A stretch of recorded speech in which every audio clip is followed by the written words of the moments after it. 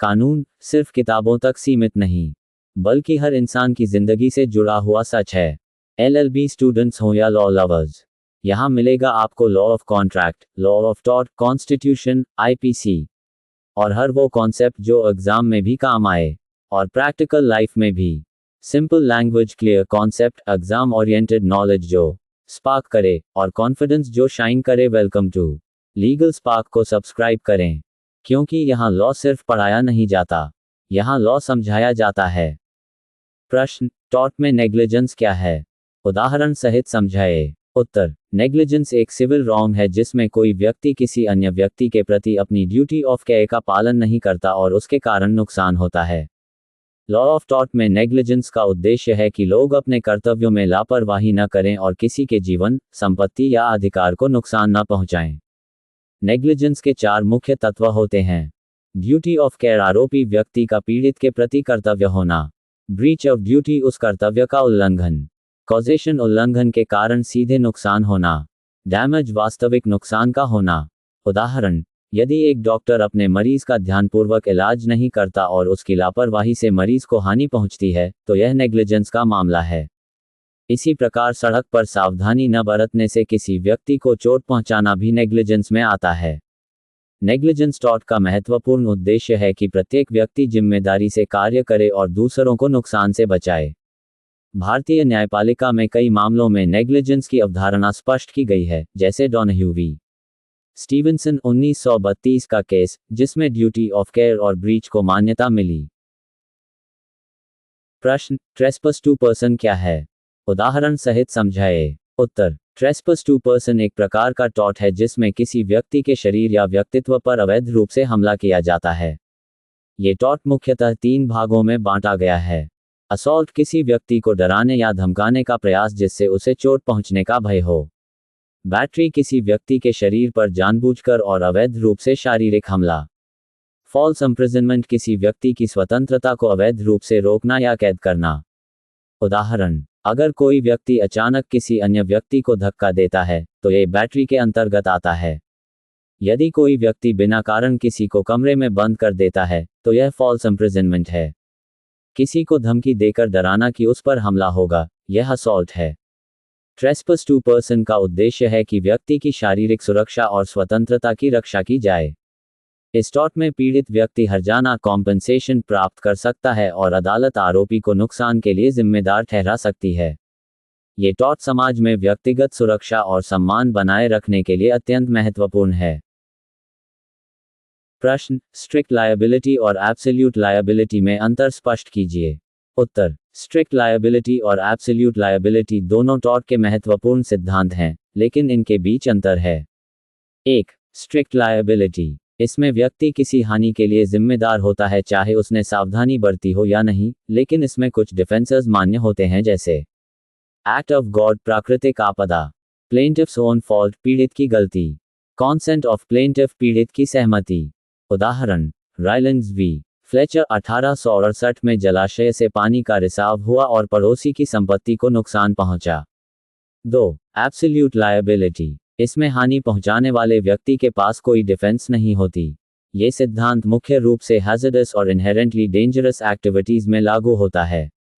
उदाहरण के लिए, रासायनिक कारखानों द्वारा प्रदूषण या दुर्घटना।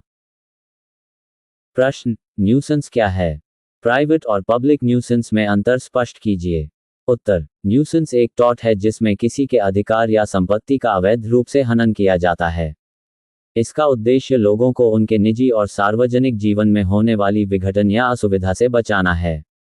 न्यूसेंस 2 प्रकार का होता है।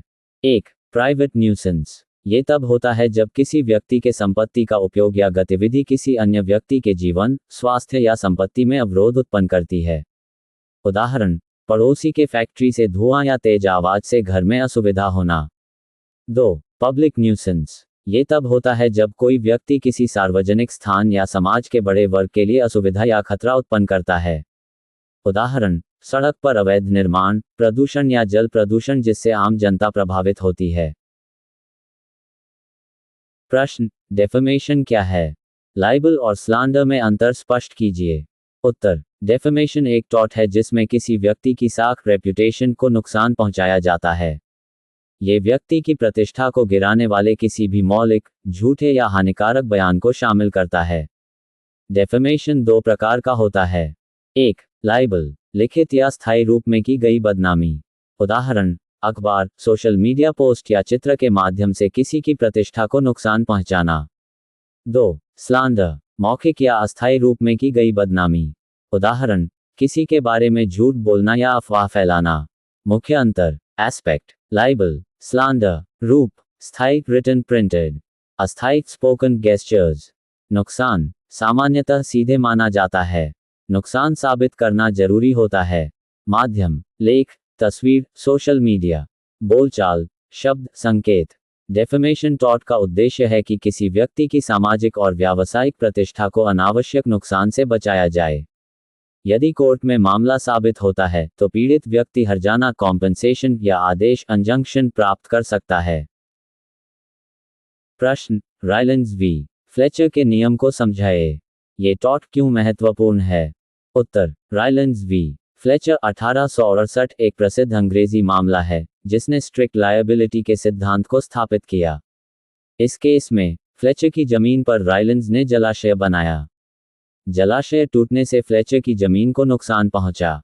अदालत ने निर्णय दिया कि अगर कोई व्यक्ति अपनी जमीन पर कुछ असामान्य और खतरनाक चीज जमा करता है और वह किसी अन्य की संपत्ति को नुकसान पहुंचाता है तो वह दोषी है, चाहे उसने सावधानी बरती हो या नहीं। मुख्य तत्व, accumulation of something likely to do mischief if it escapes. Non-natural use of land. Escape causing damage to another's property. महत्व, ये टॉर्ट समाज में सुरक्षा सुनिश्चित करता है, खासकर खतरनाक पदार्थों और गतिविधियों में। स्ट्रिक्ट लायबिलिटी का सिद्धांत यहां से विकसित हुआ, जिससे दोषी व्यक्ति को नुकसान के लिए जिम्मेदार ठहराया जा सकता है। भारतीय न्याय में भी रायलेंस वी फ्लेचर के सिद्धांत को मान्यता मिली है, लेकिन एब्सोल्यूट लायबिलिटी ने इसे और मजबूत किया। उदाहरण, रासायनिक कारखाने में रासायनिक रिसाव से पड़ोसियों की संपत्ति को नुकसान पहुंचाना इस नियम के अंतर्गत आता है। प्रश्न, विकेरियस लायबिलिटी क्या है? उदाहरण सहित समझाइए। उत्तर, विकेरियस लायबिलिटी एक टॉर्ट का सिद्धांत है जिसमें एक व्यक्ति जैसे नियोक्ता अपने कर्मचारी की गलतियों या टॉर्शस एक्ट्स के लिए जिम्मेदार होता है, भले ही उसने स्वयं कोई गलती न की हो। इसका मुख्य उद्देश्य है कि जो व्यक्ति किसी के कार्य पर नियंत्रण रखता है वह उसके द्वारा किए गए नुकसान के लिए जिम्मेदार हो। मुख्य तत्व, एम्प्लॉयर एम्प्लॉय रिलेशनशिप, कार्य करने वाला व्यक्ति कर्मचारी होना चाहिए। स्कोप ऑफ एम्प्लॉयमेंट, कर्मचारी की कार्रवाई उसके कार्य क्षेत्र के भीतर होनी चाहिए। टॉर्शस एक्ट, हानि पहुंचाने वाली कार्रवाई टॉर्ट के अंतर्गत होनी चाहिए। उदाहरण, अगर एक डिलीवरी कर्मचारी कंपनी की गाड़ी चला रहा है और दुर्घटना कर देता है तो कंपनी को उस नुकसान के लिए जिम्मेदार ठहराया जा सकता है। स्कूल में शिक्षक की लापरवाही से छात्र को चोट लगना भी विकेरियस लायबिलिटी के अंतर्गत आता है। महत्व, ये टॉर्ट समाज में न्याय सुनिश्चित करता है, क्योंकि पीड़ित को नुकसान का हर्जाना कर्मचारी से नहीं, बल्कि सक्षम और संसाधन वाले नियोक्ता से मिल सकता है। ये नियोक्ताओं को अपने कर्मचारियों की निगरानी करने के लिए प्रेरित करता है। प्रश्न, कंट्रीब्यूटरी नेग्लिजेंस क्या है? उदाहरण सहित समझाइए। उत्तर, कंट्रीब्यूटरी नेग्लिजेंस टॉर्ट का वह सिद्धांत है जिसमें पीड़ित प्लेंटिफ की अपनी लापरवाही के कारण हुए नुकसान में आरोपी डिफेंडेंट की जिम्मेदारी कम हो सकती है। यदि पीड़ित ने अपने सुरक्षा के लिए सावधानी नहीं बरती और उसी वजह से नुकसान हुआ तो कोर्ट हर्जाना घटा सकता है। मुख्य तत्व, ड्यूटी ऑफ केयर, पीड़ित पर अपनी सुरक्षा का कर्तव्य होना चाहिए। ब्रीच बाय प्लेंटिफ, पीड़ित की लापरवाही या गलतियां। कॉजेशन, उस लापरवाही का सीधे नुकसान में योगदान होना। उदाहरण, सड़क पर चलते समय अगर कोई व्यक्ति लाल बत्ती को अनदेखा करता है और वाहन की टक्कर से चोट लगती है तो उसकी अपनी लापरवाही के कारण हर्जाना कम किया जा सकता है। यदि मरीज डॉक्टर की सलाह न मानकर दवा समय पर न ले और स्वास्थ्य बिगड़े तो कंट्रीब्यूटरी नेग्लिजेंस लागू हो सकती है। महत्व, ये सिद्धांत न्याय सुनिश्चित करता है और पीड़ितों को भी अपनी सुरक्षा में सतर्क रहने के लिए प्रेरित करता है। इंडियन टॉर्ट लॉ में कंट्रीब्यूटरी नेग्लिजेंस को law of torts, sec 1, law reform contributory negligence act जैसी धाराओं के तहत मान्यता मिली है। प्रश्न, मसफीजेंस और नॉनफीसेंस में अंतर स्पष्ट कीजिए। उत्तर, टॉर्ट लॉ में मसफीजेंस और नॉनफीसेंस दो अलग अलग प्रकार की लापरवाही, नेग्लिजेंस या गलतियां हैं। 1. मसफीजेंस, मसफीजेंस तब होती है जब कोई व्यक्ति अपने कर्तव्य का पालन करते समय गलती करता है और इसके कारण किसी को नुकसान पहुंचता है। ये सक्रिय कार्रवाई में त्रुटि होती है। उदाहरण, डॉक्टर किसी मरीज का इलाज कर रहा है और दवा की गलत खुराक देता है जिससे नुकसान होता है। 2. नॉनफीसेंस। नॉनफीसेंस तब होती है जब कोई व्यक्ति किसी कर्तव्य को निभाने में पूरी तरह विफल रहता है और इसी कारण नुकसान होता है। ये क्रिया में निष्क्रियता या लापरवाही होती है। उदाहरण, सड़क पर पुलिस किसी निर्माण स्थल की सुरक्षा सुनिश्चित नहीं करती और व्यक्ति घायल हो जाता है।